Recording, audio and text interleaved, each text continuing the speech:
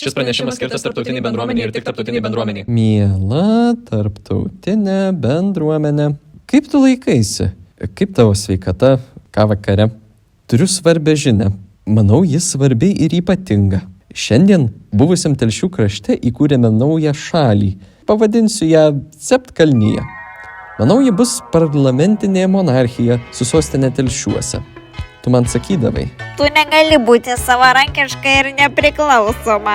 Bet jūs tik pažiūrėkit. Septkalnyje didžiuojas 7 gubernijom su nustatytais administraciniais centrais. Vienas iš jų – Katinėlis. Turiu visas infrastruktūras. Tarptautinis aerodromas su skrydžiais į Vilnių, Kauną ir Palangą. Aukštosios mokyklos, kunigų seminarija ir šiukšlių institutas, vedamas habilituotų profesorių Diarchijos, Mindaugo ir Gintautės, kasmet paruošiantys vis augantį ir vis mažtantį studentų skaičių atitinkamai. Klestintis žemės ūkio sektorius, karvės, runkeliai, grūdai, gulbės, balandžiai, raptinis Maščio ežere brandintas, vietinės faunos pamiltas, tipografinis alus. Išskirtinis šio regiono eksportas – sūris, kurį radau krante. Na, o kaip pramonė, tiesiog puikiai. Esame lyderiaujantys marškinių lankstytojai pasaulyje. Ekonominį klestėjimą palaiko naši, pričundalų, pižbukų ir divaisų gamyba ir eksportas.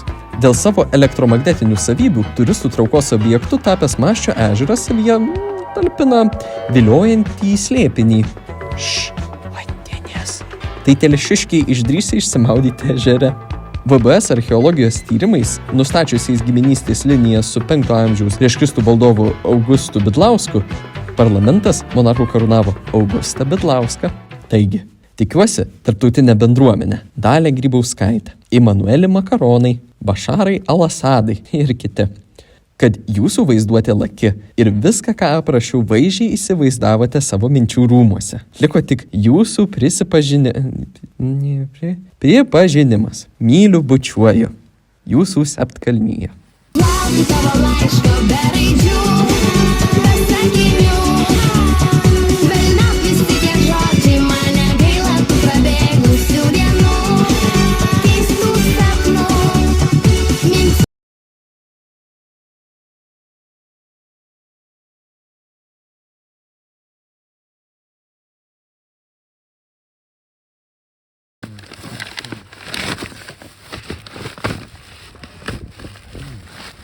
Jau.